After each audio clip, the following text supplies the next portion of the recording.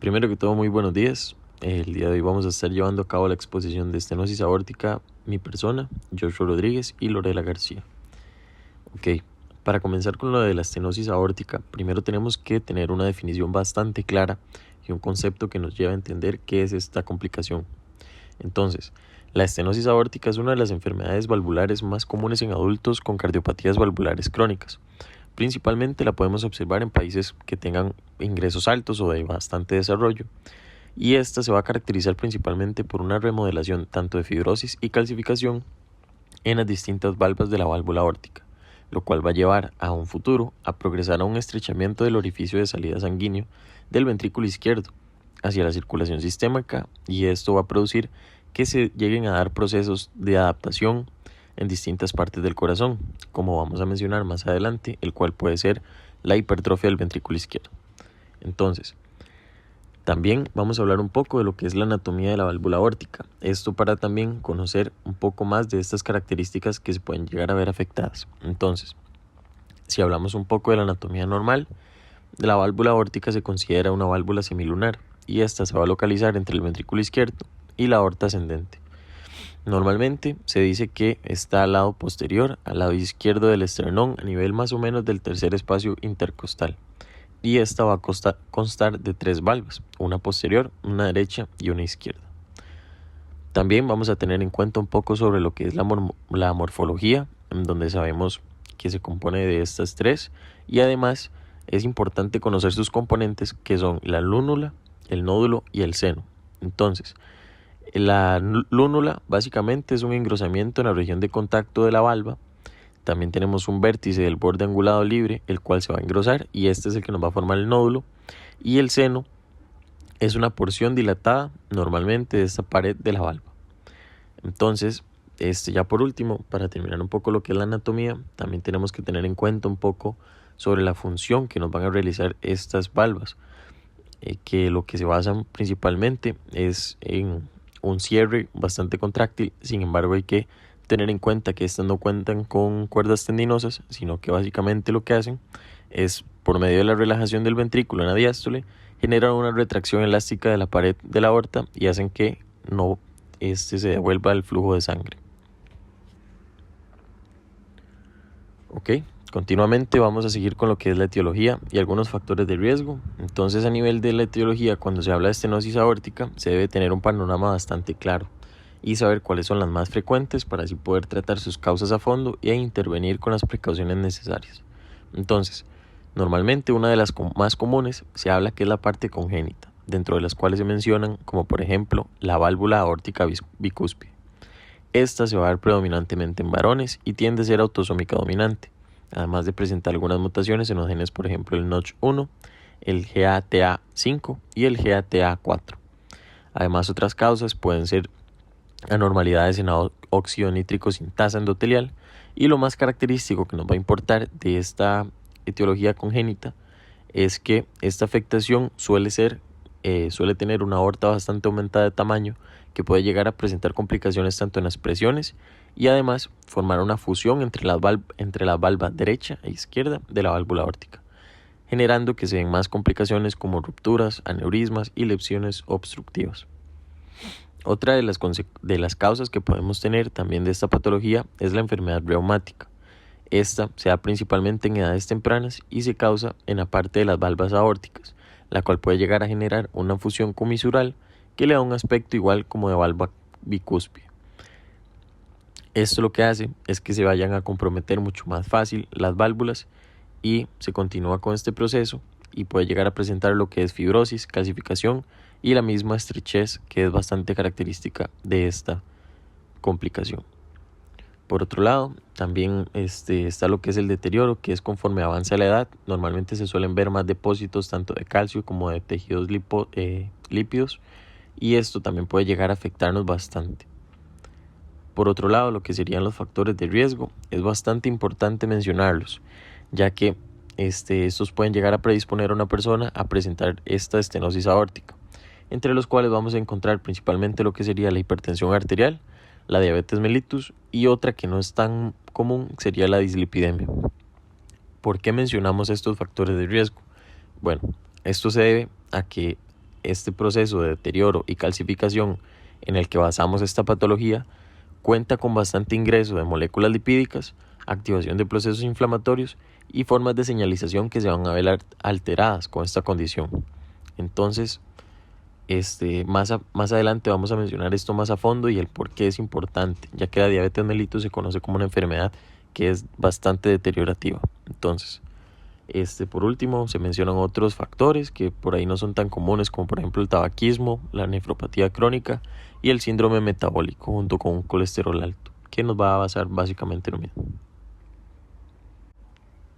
Bueno, ahora vamos a continuar un poco con lo que es la fisiopatología. Entonces, vamos a basarnos primeramente en lo que es un proceso de calcificación. Entonces, este proceso de calcificación lo vamos a dividir principalmente en dos fases, una fase de iniciación y una fase de propagación. Primeramente, cuando hablamos de este proceso de iniciación, lo vamos a caracterizar principalmente en lo que es el depósito de lípidos y procesos inflamatorios, que van a ser los que lleven a cabo este inicio de la patología. Inicialmente se va a presentar un daño endotelial en alguna parte de la válvula, lo cual se asocia principalmente a procesos de estrés mecánico por alguna falla o alteración en la normalidad del funcionamiento. Entonces, como habíamos mencionado anteriormente, estos procesos que llegan a generarnos el estrés mecánico lo podemos basar en lo que son problemas congénitos o de deterioros. Estos procesos de estrés mecánico nos van a permitir que se lleve a cabo un proceso inflamatorio que produzca la acumulación de lipoproteínas de baja densidad, como por ejemplo la LDL y la lipoproteína A. Estas van a infiltrarse y se van a acumular principalmente en la capa fibrosa subendotelial, lo cual va a ayudar a producir modificaciones oxidativas más severas. Estas alteraciones de la capa, que son modificaciones oxidativas, van a llevar a una tensión importante en el organismo, el cual va a activar procesos inflamatorios por medio de la expresión de moléculas, por ejemplo, el ICAM1, el VCAM1 y la D-selectina, que van a encargarse de empezar a reclutar células como por ejemplo macrófagos, mastocitos y células T, y siendo estas las que van a llegar a activar otras células, las cuales se van a conocer en la otra fase como las células intersticiales de las válvulas, las cuales van a llevar a cabo los procesos más de fibrosis y calcificación. Seguidamente tenemos la otra fase, la cual sería la fase de propagación. Esta se va a caracterizar, por otro lado, principalmente por la fibrosis y calcificación de las válvulas. Entonces, este proceso es un poco más afín a lo que es la calcificación y se va a llevar a cabo, como dijimos anteriormente, por la acción continua de las células intersticiales valvulares, ya que estas, su principal función es crear colágeno, sin embargo lo hacen de una manera desorganizada. ¿Cómo lo hacen? Por medio de la secreción de componentes como por ejemplo las proteasas, en las cuales por ejemplo podemos mencionar la metaloproteinasa de matriz y la catepsina. Estas lo que van a hacer, como dijimos anteriormente, es la inducción de fibrosis y engrosamiento de la válvula aórtica. Estos serían principalmente las dos fases de las que nos vamos a basar, y ahora vamos a hablar un poco de lo que también llega un papel bastante importante, el cual serían los procesos apoptóticos y la utilización del sistema renina-angiotensina-aldosterona.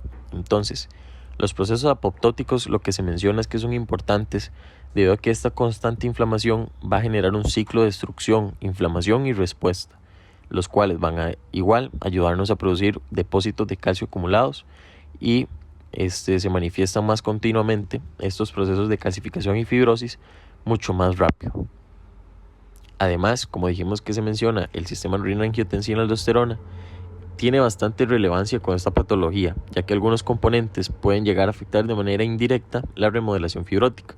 ¿Cómo lo hacen? Principalmente lo que hacen es aumentar los niveles de enzima convertidora de angiotensina por medio de las quinasas y las catepsinas, las cuales van a empezar a formar ya lo que es la angiotensina 2, y esta va a ser un promotor bastante importante de la inflamación y fibrosis que van a ir de la mano con estos temas que estamos tratando.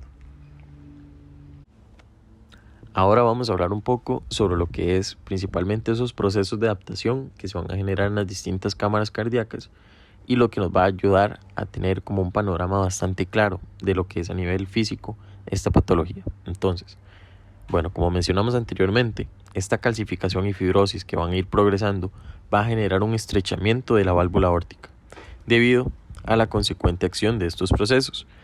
Estos se van a llevar a cabo, entonces lo que vamos a producir en el corazón son diferentes modificaciones en las presiones y volúmenes que manejaban las distintas cámaras cardíacas, siendo el principal afectado el ventrículo izquierdo, debido a que es el que está en contacto directo con la válvula aórtica y es el que se encarga de producir lo que es la eyección de ese componente sanguíneo hacia la circulación sistémica. Ahora, vamos a contar con esta estenosis aórtica y lo que va a producir a nivel de las cámaras cardíacas es una poscarga aumentada. ¿Qué quiere decir una poscarga aumentada? Bueno, principalmente lo que se afectan son las fuerzas de resistencia del vaciado ventricular, ya que tenemos una presión mucho más importante que vencer para producir esa eyección. Entonces, ¿qué va a generar el corazón como medio de adaptación para poder eyectar este volumen? Principalmente se da una hipertrofia concéntrica del ventrículo izquierdo, donde vamos a ver aumentado el miocardio sin alguna alteración de la cavidad ventricular. Esto se hace para poder compensar ese volumen y la fuerza de contracción para poder eyectar esa sangre, y puede durar hasta varios meses y años en producirse bastante correcta esta corrección. Aquí podemos mencionar también lo que es un poco la ley de Laplace, la cual nos ayuda a entender por qué el cambio de presiones internas va de la mano con lo que son los cambios de la tensión de la pared y del radio. Ahora bien, este proceso de hipertrofia en algún momento llega a ser bastante excesivo y este se va a transformar en un mecanismo que llega a ser inadecuado o insuficiente, el cual deja de cumplir su función principal. Se empiezan a ver cambios, por ejemplo, la disminución de la función sistólica, que es la cantidad de volumen que se expulsa en el corazón. También esto se da principalmente por una desigualdad en lo que es la poscarga, que ya mencionamos anteriormente. Además, un gasto cardíaco va a empezar a bajar y la fracción de eyección también baja. La fracción de eyección se utiliza también como una medida que lo que va a hacer es expresarnos la cantidad de volumen que se expulsa del ventrículo en cada latido, pero este lo vamos a tomar en cuenta como un porcentaje. Bueno, al darse todas estas afectaciones, se empieza a dar un proceso de dilatación y fibrosis en el miocardio. También podemos observar aumentos en la presión telediastólica, ya que aumenta el volumen en la cavidad del ventrículo izquierdo. Como mencionamos anteriormente, empezaba con una hipertrofia concéntrica. Sin embargo, ahora estamos viendo cambios en la cavidad del ventrículo izquierdo.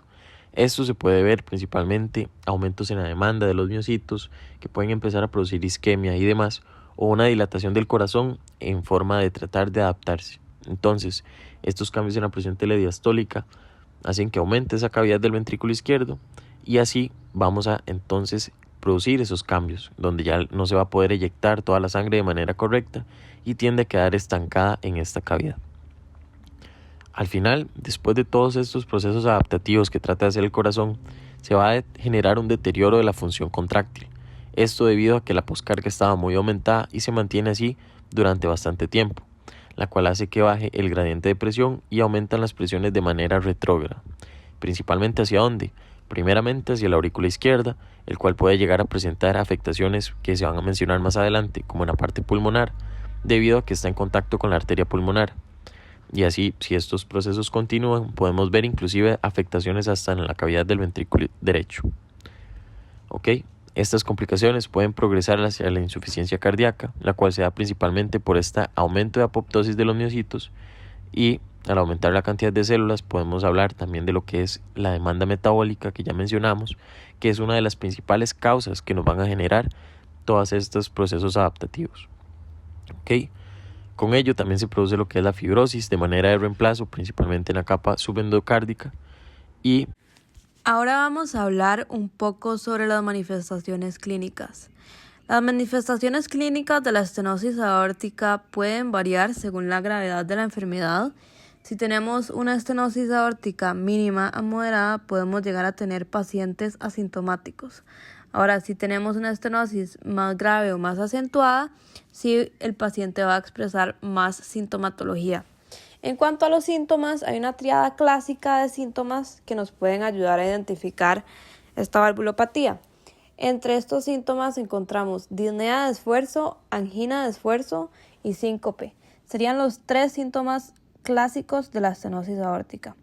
En cuanto a la disnea de esfuerzo, este es uno de los síntomas más comunes, como dije, y inicialmente puede ocurrir durante el ejercicio o actividades físicas intensas, pero a medida que la enfermedad progresa, se va a manifestar inclusive en reposo.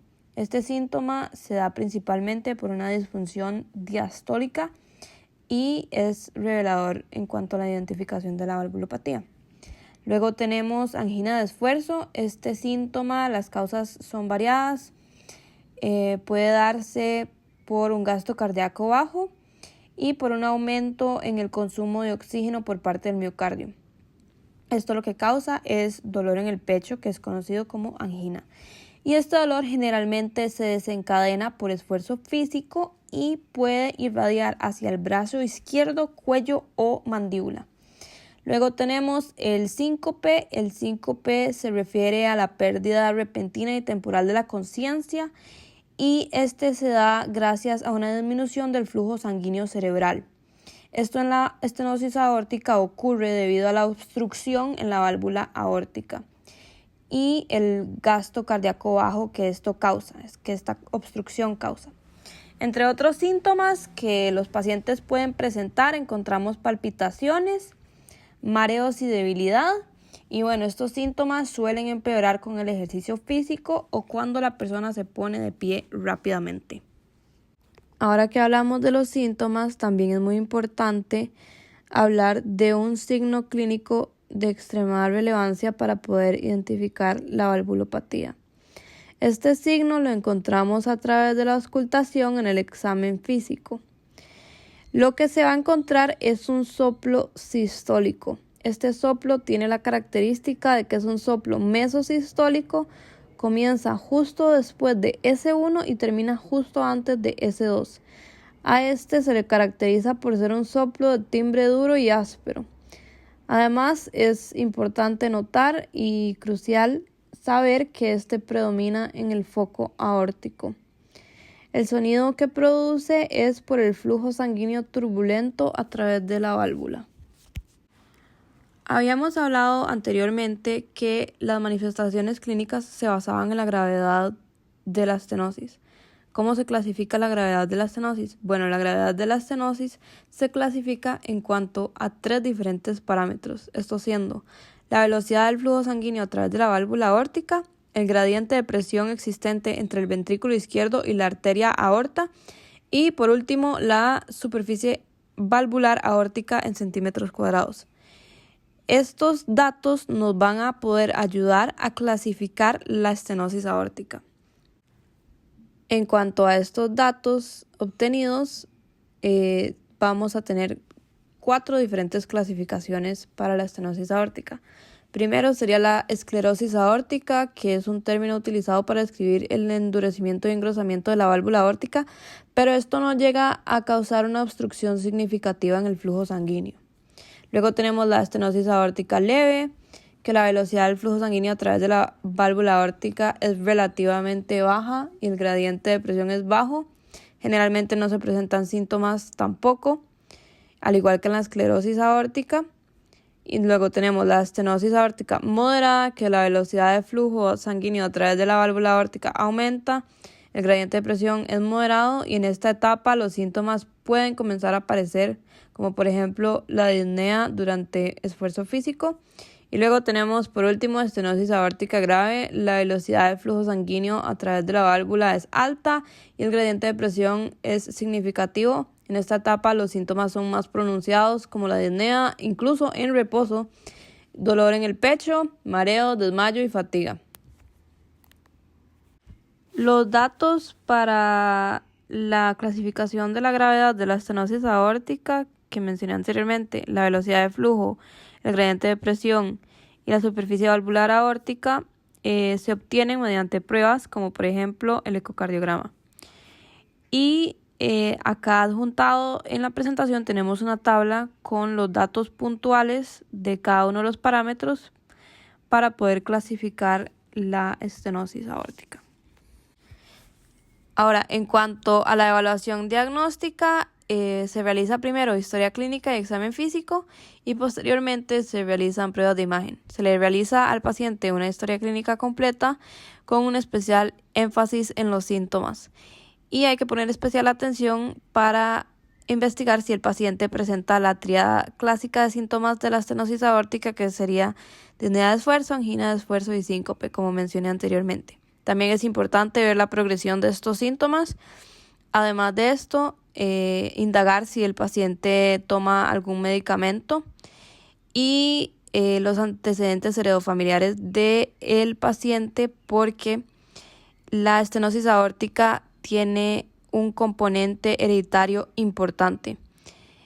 Luego, en cuanto al examen físico, es importante realizar la auscultación y buscar la presencia de un soplo. Ahora, hablando sobre las pruebas de imagen, en cuanto a la evaluación diagnóstica de la estenosis aórtica, hay varios métodos de imagen que nos pueden orientar hacia el diagnóstico de esta valvulopatía. Entre ellos encontramos radiografía torácica, ecografía transesofágica, tomografía computarizada, resonancia magnética y otros métodos de diagnóstico como la prueba de esfuerzo. El método diagnóstico de mayor relevancia para la estenosis aórtica es la ecocardiografía. Cuando se habla de la radiografía torácica, lo que nos va a ayudar a visualizar estas son las calcificaciones valvulares y también nos va a orientar hacia signos de insuficiencia cardíaca. Luego, la ecocardiografía transtorácica, que es la prueba clave para poder diagnosticar la estenosis aórtica. Aparte de diagnosticar la estenosis aórtica como tal, va a poder evaluar su gravedad, determinar su etiología y buscar anomalías asociadas. Se basa en la visualización de las remodelaciones y calcificaciones de las válvulas aórticas. Como dije anteriormente, en la clasificación de la gravedad, el examen que nos provee todos los datos necesarios para la clasificación es la ecocardiografía. La estenosis aórtica nos puede traer algunas complicaciones. Entre las más frecuentes tenemos insuficiencia cardíaca y endocarditis infecciosa. Hablando sobre la insuficiencia cardíaca, la estenosis aórtica crónica ejerce una presión adicional en el ventrículo izquierdo del corazón, ya que debe trabajar más duro para poder bombear la sangre a través de la válvula. Esta sobrecarga de trabajo lo que causa es una hipertrofia ventricular izquierda, y esta hipertrofia puede conducir a una serie de cambios perjudiciales en el corazón, incluyendo una disminución en la capacidad de relajación del músculo cardíaco y una reducción en la cantidad de sangre que el ventrículo izquierdo puede bombear durante cada contracción. A medida que la estenosis aórtica progresa y el corazón lucha para compensar la obstrucción, se produce un gasto cardíaco insuficiente y esto resulta en síntomas de insuficiencia cardíaca. En cuanto a la endocarditis infecciosa es una enfermedad grave poco común que cuenta con una alta tasa de mortalidad hospitalaria. Esta se caracteriza por la adhesión de bacterias o hongos en el endocardio de una válvula cardíaca patológica o protésica, formando vegetaciones que aumentan el riesgo de embolias. Las valvulopatías, como la estenosis aórtica en este caso, causan daño en el endocardio gracias a las altas presiones que se manejan contra estas válvulas. Este daño en el endocardio causado por las grandes presiones deja más susceptible al endocardio a una infección bacteriana al estar lesionado este endocardio. Y los principales microorganismos responsables de causar infecciones en el endocardio lacerado son los cocos gram positivos como estafilococos, estreptococos y enterococos. Los síntomas incluyen soplos cardíacos, alteración del estado general, émbolos y fiebre. El diagnóstico se basa en hemocultivos y ecocardiografía y se utilizan los criterios de Duke. El tratamiento consiste en terapia antibiótica intravenosa de amplio espectro y que sea adaptada al microorganismo identificado. En cuanto al tratamiento de la estenosis aórtica, tenemos diferentes abordajes que se pueden realizar. Tenemos métodos no invasivos y métodos invasivos. Los tratamientos no invasivos consisten en medicamentos y estos medicamentos se utilizan para poder controlar los síntomas y mejorar la función cardíaca en los casos de estenosis aórtica leve o moderada. Entre estos medicamentos se encuentran diuréticos, beta bloqueadores y vasodilatadores. Y bueno, luego tenemos los procedimientos invasivos, que entre ellos tenemos la valvuloplastía con balón, reemplazo valvular aórtico y implante valvular mediante cateterismo. Hablando ahora sobre los tratamientos invasivos. La valvuloplastia con balón es una técnica en la cual se infla un balón para abrir la válvula aórtica estenótica y poder mejorar el flujo sanguíneo. Sin embargo, se considera un método paliativo y se indica en casos donde se requiere un alivio inmediato de los síntomas. Los resultados a mediano plazo son favorables, aunque la complicación más común es la necesidad de intervención debido a problemas vasculares severos. Luego tenemos el reemplazo valvular aórtico quirúrgico y este ha sido la principal opción para tratar la estenosis aórtica grave. Se han demostrado buenos resultados con una baja tasa de complicaciones durante el procedimiento y una durabilidad aceptable. Existen diferentes tipos de prótesis, entre ellas tenemos prótesis mecánicas y biológicas. Luego tenemos por último el implante valvular mediante cateterismo. Este ha cambiado el tratamiento para pacientes con estenosis aórtica sintomática grave. Inicialmente se reservaba este tratamiento para pacientes que tenían un alto riesgo quirúrgico, pero últimamente se ha ampliado este tratamiento a pacientes de riesgo intermedio y bajo, y es probable que en el futuro el implante valvular mediante cateterismo se convierta en el tratamiento principal para la estenosis aórtica en vez de el reemplazo valvular aórtico quirúrgico, reservando la cirugía solo para casos específicos. Esto por los buenos resultados que se han obtenido con el implante valvular mediante cateterismo, y este mismo evita la cirugía a corazón abierto, puede realizarse vía endovascular o quirúrgica y ha demostrado, como dije anteriormente, muy buenos resultados. Para concluir, la estenosis aórtica es una enfermedad valvular común que se caracteriza por el estrechamiento de la válvula aórtica debido a la calcificación y fibrosis. Puede ser causada por afecciones congénitas y enfermedad reumática. Los factores de riesgo principales incluyen enfermedades como la hipertensión arterial y la diabetes mellitus. En cuanto a los mecanismos fisiopatológicos involucrados, tenemos procesos de inflamación, activación de células y alteraciones en el sistema renina-angiotensina-aldosterona. Los síntomas más comunes tenemos disnea de esfuerzo, angina de esfuerzo y síncope, que conforman la tríada clásica de sintomatología para la estenosis aórtica, y el signo más importante para evaluar la valvulopatía es el soplo sistólico con predominancia en el foco aórtico. Se pueden presentar dos principales complicaciones para la patología, que serían la insuficiencia cardíaca gracias a un bajo gasto cardíaco y la endocarditis bacteriana, que esta se da gracias a la lesión del endocardio que causa la estenosis aórtica. En cuanto a tratamientos, existen tratamientos invasivos y no invasivos para la valvulopatía. Estos dependen de la gravedad de la misma. El tratamiento invasivo más común para la estenosis aórtica grave es el reemplazo valvular aórtico quirúrgico, aunque es probable que el implante valvular mediante cateterismo se vuelva uno de los principales tratamientos para la estenosis aórtica gracias a sus buenos resultados.